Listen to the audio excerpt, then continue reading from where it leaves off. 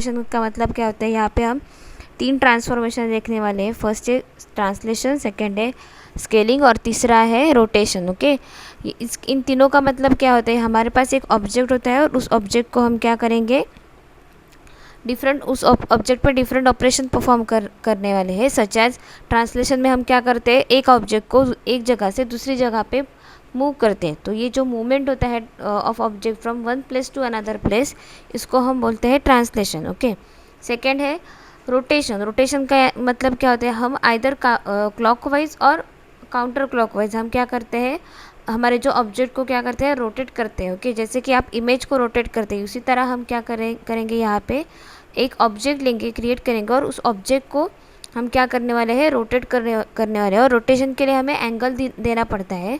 Okay, सो इन सभी का जो रोटेशन मैट्रिक्स होगा और फिर मैट्रिक्स रिप्रेजेंटेशन है वो हमने थ्योरी पार्ट में कंप्लीट कर लिया था। ओके, उसके बाद हम देखने वाले हैं स्केलिंग। स्केलिंग का मतलब होता है जूम इन और जूम आउट। दैट मीन्स यहाँ पे हम क्या कर रहे हैं, एक तो हम ऑब्जेक्ट को बड़ा कर रहे हैं, ऑब्जेक्ट की साइज़ को बड़ी कर रहे हैं, या फिर ऑब्जेक्ट के साइज़ को हम डिक्रीज़ कर रहे हैं। ओके, ये तीनों ही ऑपरेशन हमें परफॉर्म कर रहे हैं और ये हम with respect to X and Y axis कर रहे हैं। तो इसके लिए इन सब ट्रांसफॉर्मेशंस को हम बोलते हैं 2D ट्रांसफॉर्मेशन। सो सबसे पहले मैं क्या करती हूँ, ये जो मैं प्रोग्राम करने वाली हूँ उसको मैं सेव कर लेती हूँ। सो सेव करने के लिए मैं यहाँ पे 2D ट्रांसफॉर्मेशन में 2D ट्रांस लिख दिया। ओके, सो यहाँ पे हमें सबसे पहले लगने वाले हैं हेडर फाइल्स, उसको हम इंक्लूड कर लेते हैं। सो हैश इंक्लूड stdio.h। देन हम यूज़ करने वाले कोनियो फाइल को। सो हैश इंक्लूड conio.h। उसके बाद हमें यहाँ पे हम ग्राफिक्स यूज़ करने वाले हैं। सो ग्राफिक को इंक्लूड कर लेते हैं। सो यहाँ पे हम यूज़ करूँगी graphics.h। ओके, सो उसके बाद हमें यहाँ पे यूज़ करना होगा, मैं यहाँ पे ग्लोबल वेरिएबल्स डिक्लेयर कर रही हूँ। ग्लोबल वेरिएबल्स का मतलब क्या होता है कि ऐसे वेरिएबल्स जो हम throughout the program use कर सकते हैं। ओके, ग्लोबल का मतलब क्या होता है, कोई भी यूज़ कर सकते हैं and you can use it anywhere. So वहाँ पे हम क्या कर रहे हैं, ग्लोबल वेरिएबल्स यूज़ कर रहे हैं।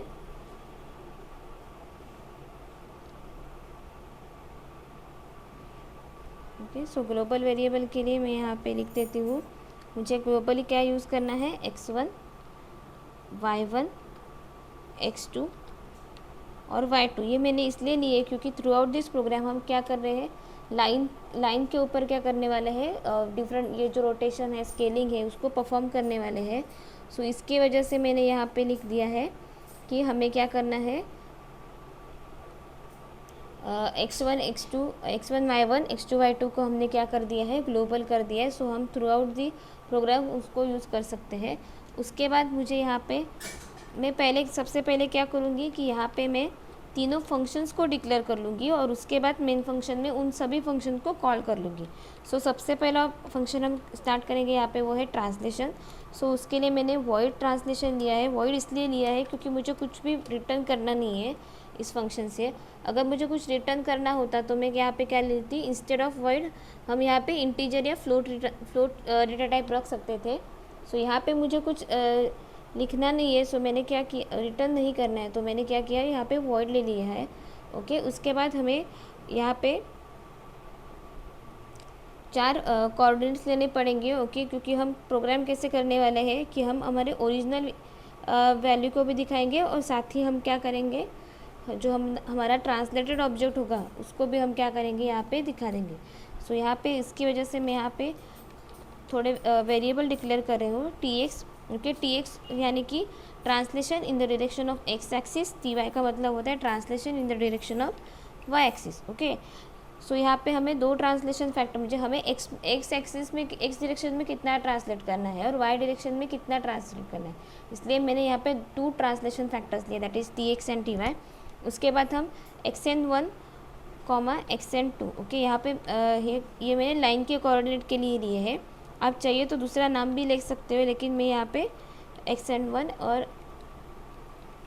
आपको लिखते वक्त ऐसे लेना होगा ताकि आपको ध्यान में रहे, x1 y1 और यहाँ पे मैं लिख दूँगी xn2 कॉमा yn2।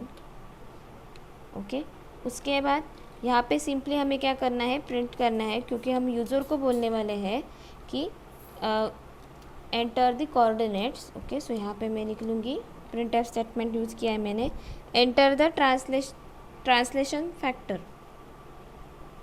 सो यहाँ पे मैं लिख लेती हूँ एंटर द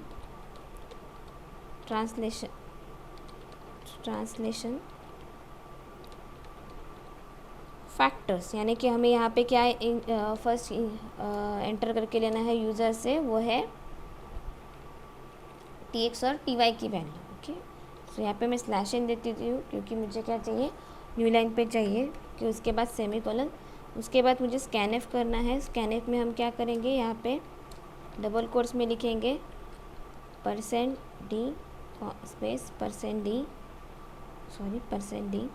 उसके बाद हम यहाँ पे कॉमा डालेंगे और उसके बाद हम लिखेंगे %tx %ty, यानी कि यहाँ पे जो यूज़र एंटर करेगा वो कहाँ पे स्टोर होगी, tx और ty में। उसके बाद मैं यहाँ पे क्लियर डिवाइस, आप इसकी जगह चाहिए तो क्लियर स्क्रीन भी लिख सकते हैं, लेकिन हम ग्राफिक्स यूज़ कर रहे हैं तो मैं उसी का फंक्शन यूज़ कर रही हूँ, क्लियर डिवाइस। इसका और जो हमारा क्लियर स्क्रीन का जो काम है वो दोनों का ही काम सेम है। यहाँ पे मैंने एक नया फंक्शन लिया है, that is out text X Y. अगर आपको एक्स और वाई कोऑर्डिनेट लेकर कुछ पॉइंट करना है तो उस एक पर्टिकुलर पॉइंट पे, कोऑर्डिनेट पॉइंट पर अगर कुछ प्रिंट करना है तो आप उसके लिए आउट टेक्स्ट एक्स वाई लिख सकते हैं। यहाँ पे आपको एक्स और वाई के कोऑर्डिनेट देने पड़ते हैं। ओके, और उसके बाद आपको क्या करना पड़ेगा, सिंपली जो आपको लिखना है उसको आप डबल कोट्स में लिखेंगे, उसके बाद सेमीकोलन दे देंगे। सो मैं यहाँ पे ट्रांसलेशन लिख लेती हूँ। ओके, उसके बाद मैं यहाँ पे आके सेमीकोलन दे देती हूँ। ओके, उसके बाद हमें क्या करना है, सिंपली एडिशन करना है। जो हमने ट्रांसलेशन का मैट्रिक्स देखा था, हम क्या करते हैं, हमारा जो एक्स कोऑर्डिनेट होता है उसमें tx की वैल्यू ऐड करते हैं, और जो हमारा वाई कोऑर्डिनेट होता है उसमें हम ty की वैल्यू ऐड कर देते हैं। सो यहाँ पे मैंने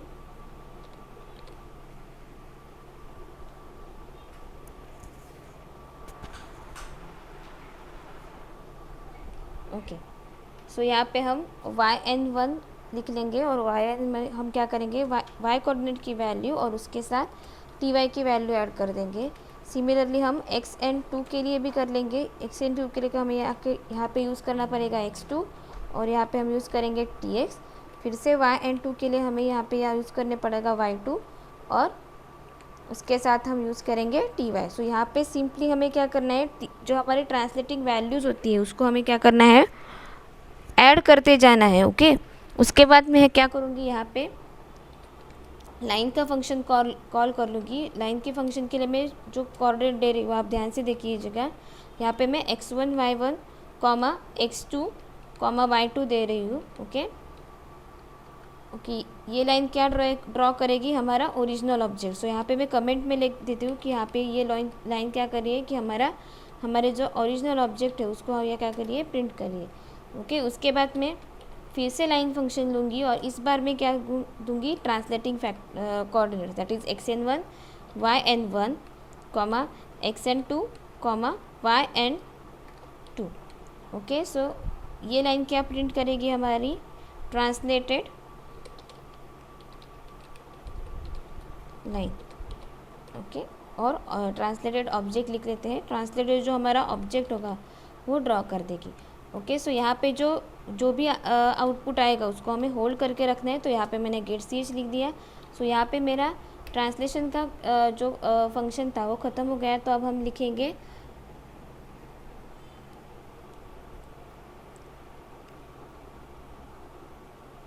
ओके, तो अब उसके बाद हम क्या करेंगे, स्केलिंग का फंक्शन लिख लेते हैं।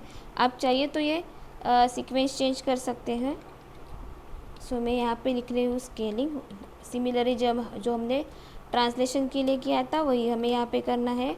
ओके, हमें क्या करना होगा, यहाँ पे 4 वेरिएबल डिक्लेयर करने होंगे लाइन के लिए, xn1 yn1 xn2 yn2। Okay, so यहाँ पे मैंने लिख लिया। उसके बाद हम लिखेंगे फ्लोट में हमारा जो फैक्टर होगा scaling factor Sx and Sy। Okay, यहाँ पे फ्लोट लिख लिया क्योंकि हम ज़्यादा बड़ी वैल्यूज़ नहीं लेने वाले, 0.5 पॉइंट में भी ले सकते हैं, इसलिए मैंने यहाँ पे जो स्केलिंग फैक्टर थे उसके लिए क्या यूज़ कर दिया, फ्लोट यूज़ कर दिया। सिंपली जहाँ पे हमें क्या करना है, सिर्फ प्रिंटफ स्टेटमेंट देना है और उसमें यूज़र को बोलना है कि एंटर द स्केलिंग फैक्टर। आपको कितने फैक्टर से आपको इमेज और ऑब्जेक्ट को स्केल करना है वो आप यहाँ पे एंटर कीजिए।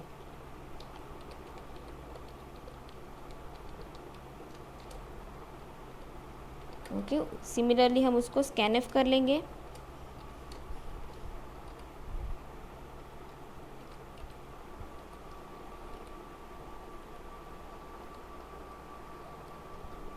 Address of Sx comma address of Sy। Okay, then हम यहाँ पे क्लियर डिवाइस लिख लेंगे।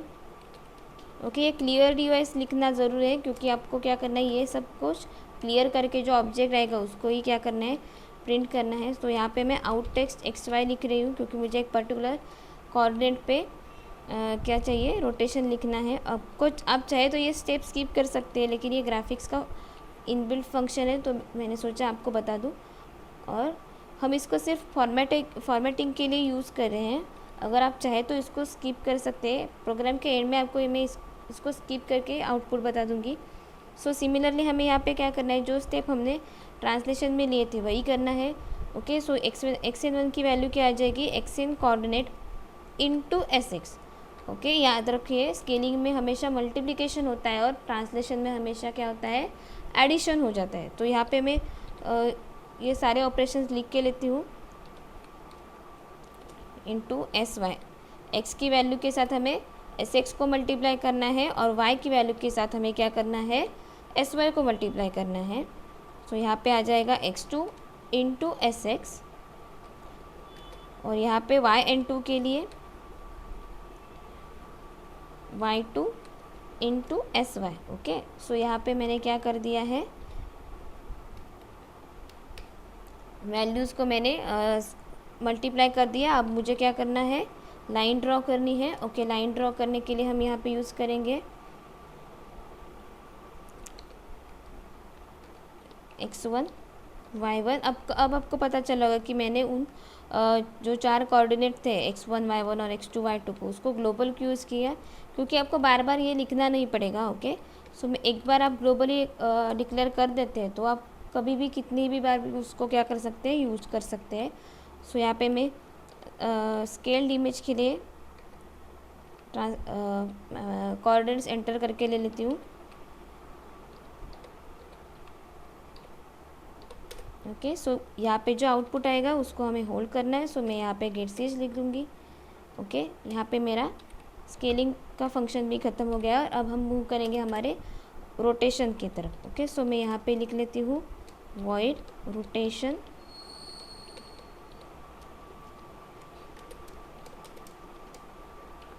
ओके, यहाँ पे हमें रोटेशन के लिए एक एंगल लगेगा, सो उसके लिए मैं R लिख लेती हूँ। ओके, उसके बाद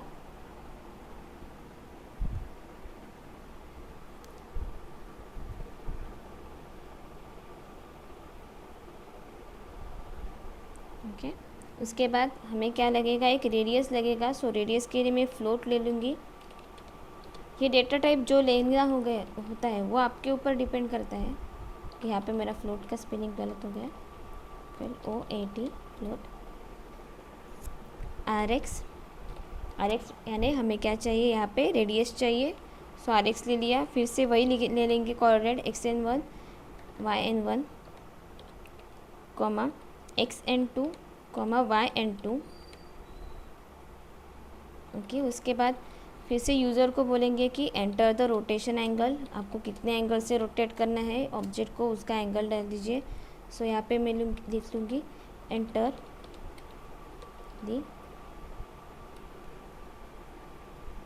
the angle for rotation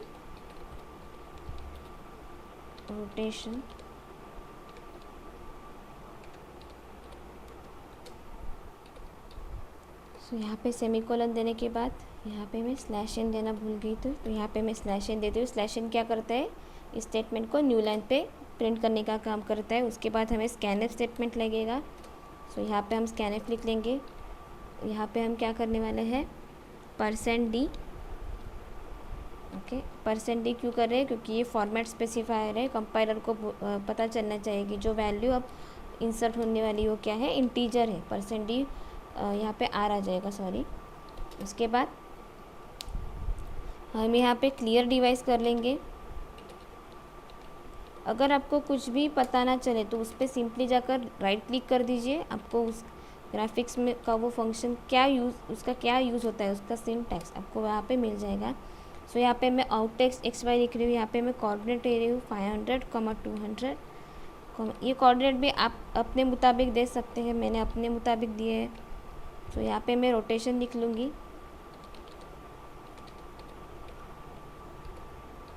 okay, उसके बाद हमें क्या करना है, यहाँ पे जो हमारा एंगल होगा उस पर एक फार्मूला अप्लाई करना पड़ेगा ताकि हमें RX की वैल्यू मिल जाए।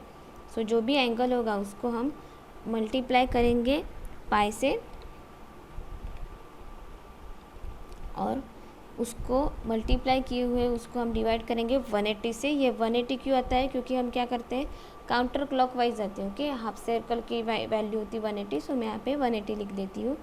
ओके, उसके बाद हमें क्या करना है, हमारे जो कोऑर्डिनेट्स थे, जैसे मैंने ट्रांसलेशन और स्केलिंग में किया था, हमें सिंपली यहाँ पे वैसे करना है। लेकिन यहाँ पे वैल्यूज़ थोड़ी आ जाएंगी, क्योंकि यहाँ अलग आ जाएगी, क्योंकि यहाँ पे हम कॉस और साइन की वैल्यू यूज़ करें, क्योंकि हम यहाँ पे एंगल यूज़ करें। सो यहाँ पे RX आ जाएगा। ओके, RX के बाद माइनस Y1 इंटू साइन, ये वैल्यू मैंने ट्रांसलेशन मैट्रिक्स से लिए है। ओके, आपको ट्रांसलेशन मैट्रिक्स पता है कि हमने जब हम ट्रांसफॉर्मेशन सीख रहे थे हमने क्या किया था, वहाँ पे ट्रांसलेशन मैट्रिक्स को यूज़ किया था। सो आप चाहे तो इसको देख सकते हैं। ट्रांसलेशन मैट्रिक्स की वैल्यू होती है cos theta minus sine theta, cos theta sine theta, और ये ट्रांसलेशन मैट्रिक्स होता है। ये मैंने सिलेक्ट कर लिया। अब मैं इसको कॉपी कर लूँगी। ओके, उसके बाद मैं यहाँ पे पेस्ट करती हूँ। कॉपी के लिए आप चाहे तो एडिट मेन्यू में से कॉपी कर सकते हैं, और चाहिए तो कीबोर्ड से सिंपली आप प्रेस कीजिए। कॉपी करने के लिए कंट्रोल इंसर्ट, और पेस्ट करने के लिए शिफ्ट इंसर्ट प्रेस कर दीजिए। ओके, सो यहाँ पे मैं यहाँ पे लिखूँगी XN, यहाँ पे आ जाएगा YN1, और यहाँ पे X1 की जगह आ जाएगा Y1। जहाँ जहाँ X होगा वहाँ Y1 आ जाएगा, और जहाँ जहाँ Y है वहाँ पे X आ जाएगा। So plus X1। Okay, similarly यहाँ पे आ जाएगा XN2। ओके, हमारे पास 4 कोऑर्डिनेट पॉइंट्स है, इसलिए मैंने 4 बार लिखा है। सो यहाँ पे Y2 आ जाएगा। ओके, सिमिलरली यहाँ पे हम लिख देंगे x की जगह y को, और 1 की जगह 2 को, और यहाँ पे x की जगह आ जाएगा y2, यहाँ पे आ जाएगा प्लस x2। ओके, सो यहाँ पे मैंने रोटेशन का मैट्रिक्स भी लिख लिया। अब हम क्या करेंगे, लाइन को ड्रॉ कर लेंगे। यहाँ पे लिखेंगे x1, y1, x2, y2। यहाँ हमारी ये लाइन क्या करेगा, हमारी ओरिजिनल लाइन को ड्रॉ करेगा। उसके बाद जो दूसरी लाइन आ जाएगी वो क्या करेगी, हमारी रोटेटेड लाइन को क्या करेंगी, ड्रॉ करें। x1, yn1, xn2, yn2। Okay, सो उसके बाद हम यहाँ पे गेट ch लिख लेंगे। ओके, यहाँ पे हमारा रोटेशन का फंक्शन ख़त्म होता है। सो ये अब तक हमने क्या किया है, स्केलिंग का फंक्शन लिख लिया है, रोटेशन का लिख लिया है, और अब हमने क्या किया है, ट्रांसलेशन का लिख लिया। सो अब मैं यहाँ पे एक और फंक्शन यूज़ कर रही हूँ, void get. Okay, void get हम क्या करेंगे, यूज़र से वो x1 और y1 के कोऑर्डिनेट्स हमें चाहिए, तो इसलिए मैंने यहाँ पे गेट फंक्शन लिख दिया है। हम यूज़र को यहाँ बोलेंगे enter the coordinates of x1 y1 and x2 y2। Enter the coordinates of x1 comma y1 comma x2 comma y2। सो यहाँ पे मैं स्लैश एन करके लिख लेती हूँ। ओके, सो यहाँ पे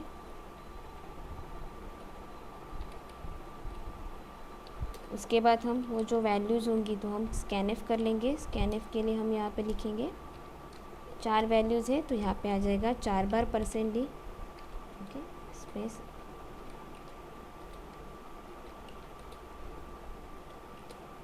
और उसके बाद हम वैल्यू स्टोर कर लेंगे address of x1 comma address of y1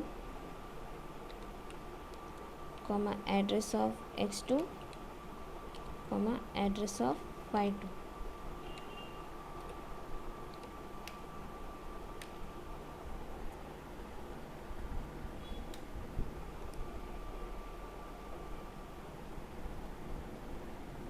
okay, उसके बाद हम यहाँ पे लिख लेंगे आउट टेक्स्ट XY से, आउट टेक्स्ट XY से हम लिख लेंगे। यहाँ पे हम कोऑर्डिनेट वैल्यू दे देते हैं 200 कॉमा 100 और यहाँ पे हम लिख लेंगे एक मैसेज देने वाले हम यहाँ पे ओरिजिनल ऑब्जेक्ट।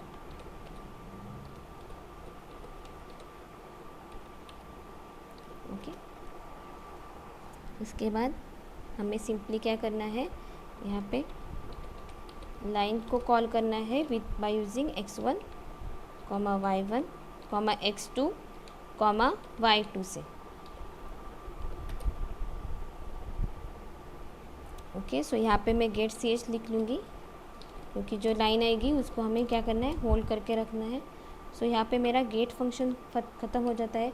अब हम जाएंगे हमारे मेन फंक्शन के ऊपर। सो वर्ड मेन, सो यहाँ पे मैं लिखूँगी सबसे पहले यहाँ पे हमें क्या करना है, ग्राफिक्स ड्राइवर को यूज़ करना है, ग्राफिक्स मोड को इनिशियलाइज़ करना है। सो यहाँ पे मैं स्विच केस लिखने वाली हूँ आगे, इसलिए मैंने यहाँ पे चॉइस के लिए CH लिख दिया है। उसके बाद मैं यहाँ पे GD लिखूँगी, GD for graphics driver, GM for graphics mode. Okay, so यहाँ पे मैं लिख लेती हूँ GD is equal to detect. So मुझे फिर से डिटेक्ट ग्राफ लिखने की ज़रूरत नहीं पड़ेगी।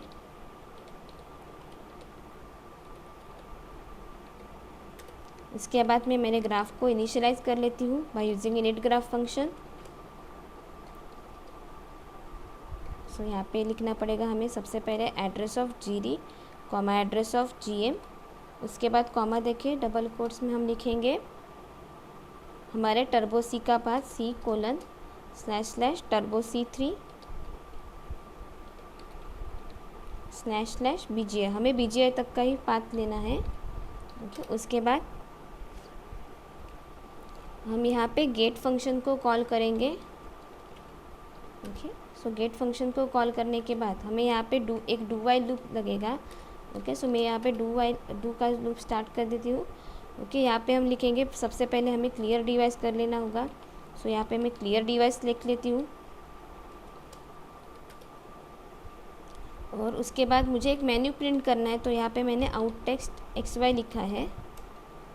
आप यहाँ चाहिए तो प्रिंटफ भी लिख सकते हैं, लेकिन मैं यहाँ पे आउट टेक्स्ट XY लिख रही हूँ क्योंकि मुझे एक पोजीशन पे लिखना है, एक ग्राफिक्स कोऑर्डिनेट मुझे चाहिए और उसी के मुताबिक मुझे लिखना है। तो मैं पहला लूँगी ट्रांसलेशन।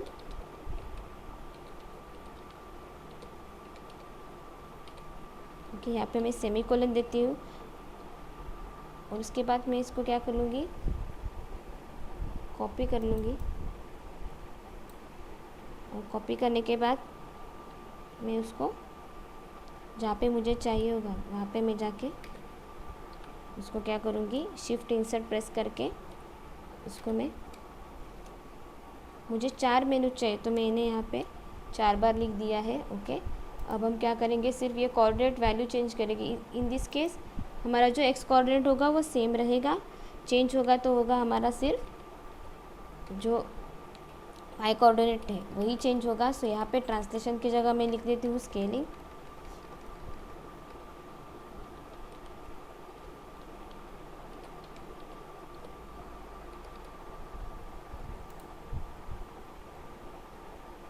ओके। सो यहाँ पे मैं पहले तो ये वैल्यू चेंज कर देती हूँ। यहाँ पे आप सिंपली क्या कर सकते हैं, एक के नीचे एक चाहिए तो सिर्फ 10 से क्या कीजिए, थोड़े से उस वाई कोऑर्डिनेट को थोड़ा सा चेंज कर दीजिए। यहाँ पे मैं लिखूँगी रोटेशन, और यहाँ पे फाइनली मैं लिख दूँगी, यहाँ पे आ जाएगा 40 और यहाँ पे आ जाएगा एग्ज़िट, क्योंकि हमें उस प्रोग्राम से बाहर भी आना है तो मुझे चौथी केस देनी है यहाँ पे एग्ज़िट की। ओके। सो उसके बाद हम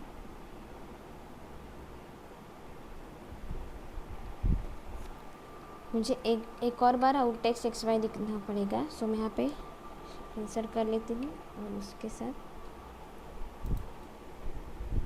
यहाँ पे मैं 10 की जगह यहाँ पे लिख दूँगी 50, और यहाँ पे मुझे लिखना है एंटर योर चॉइस। सो यहाँ पे मैं लिख लेती हूँ enter your choice. Okay okay. और जो चॉइस आएगी उसको हम स्कैनफ कर लेते हैं। चॉइस तो हमारी इंटीजर वैल्यू, तो यहाँ पे आ जाएगा %d, कॉमा देकर हम फिर से लिख देंगे address of CH,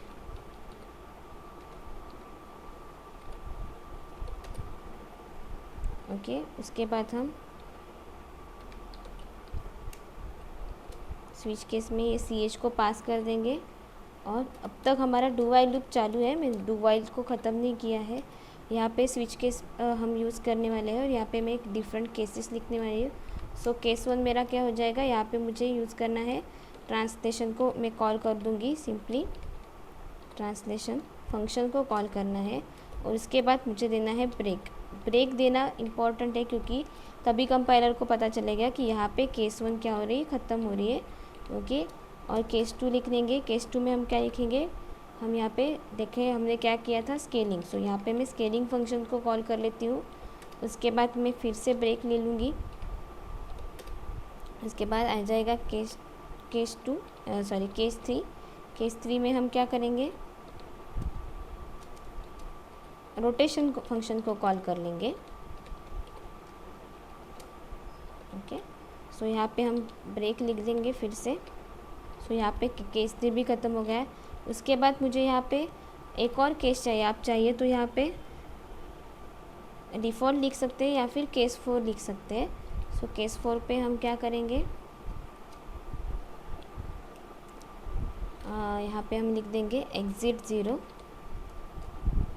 okay. Exit 0 का मतलब हम उस केस से क्या करने वाले हैं, बाहर आने वाले हैं। ओके। सो यहाँ पे मैं ब्रेक लिख लेती हूँ, और उसके बाद मैं एक डिफ़ॉल्ट केस लिख लूँगी। ओके। डिफ़ॉल्ट का मतलब क्या, अगर इसके इन चारों के अलावा यूज़र से गलती से कुछ प्रेस हो गया तो वहाँ पे क्या करना होगा उसको, तो यहाँ पे मैं लिख दूँगी सिंपली printf करके लिख देती हूँ, printf करके लिख देती हूँ एंटर, और यहाँ पे मैं लिख लूँगी इनवैलिड चॉइस।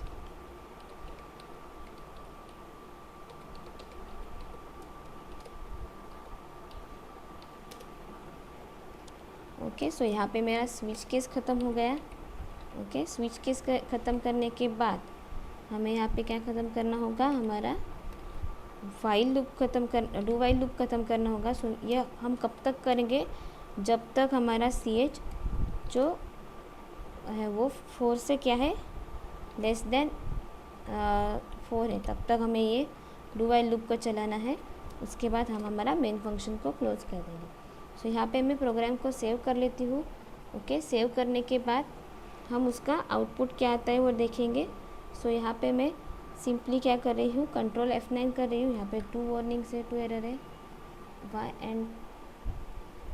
ओके। सो यहाँ मैंने गलती से कोऑर्डिनेट कॉल करते वक्त गलती कर दी है, तो यहाँ पे X1 आ जाएगा, Y1 आ जाएगा, यहाँ पे 2 आ जाएगा, और यहाँ पे 2 आ जाएगा। ओके। सो हम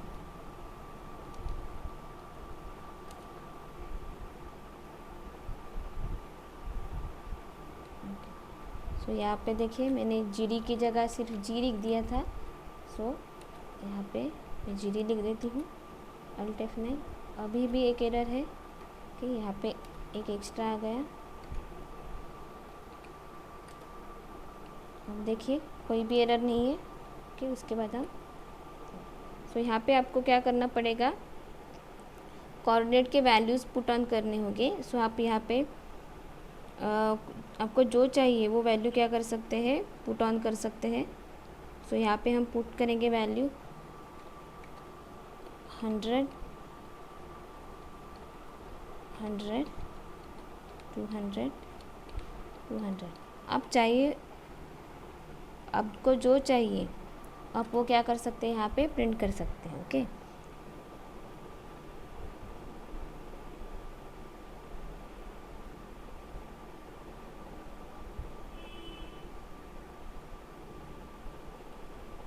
ओके, उसके बाद आपको एंटर प्रेस करना है।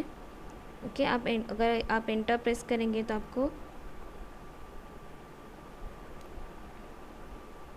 वहाँ पे वैल्यूज़ आ जाएंगे। ओके, सो यहाँ पे आपको आ गया है कि आपको एक चॉइस करनी है सिलेक्ट। तो मैं यहाँ पे क्या कर लेती हूँ, फर्स्ट ट्रांसलेशन को सिलेक्ट कर लेती हूँ।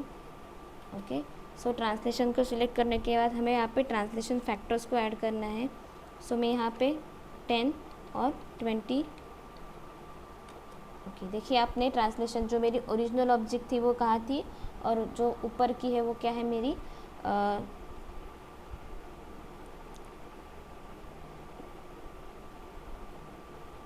तो यहाँ पे ट्रांसलेशन हो गया। फिर से आपको एंटर करना है। तो यहाँ पे मैं स्केलिंग एंटर कर लेती हूँ। सो मुझे मैंने एंटर किया चॉइस 2। यहाँ पे मैं 3 लिख देती हूँ। उसके बाद देखिए इमेज थोड़ी सी बड़ी हो गई है, मैंने यहाँ पे ओरिजिनल इमेज कॉल करना भूल गई थी। ओके, सो अब हम देखेंगे रोटेशन। ओके, मैंने वहाँ पे सो स्केलिंग हो गई। तो यहाँ पे मैं तीसरी चॉइस एंटर कर लेती हूँ। यहाँ पे मुझे एंगल को यूज़ करना है, तो मैं 90 डिग्री लिख लेती हूँ। सो ये रोटेट हो गई इमेज। ओके, सो यहाँ पे मैं फिर से 4 लिख लूँगी, तो मैं यहाँ पे एग्जिट आ जाऊँगी। ओके, सो ये था हमारा प्रोग्राम 2D ट्रांसलेशन के लिए।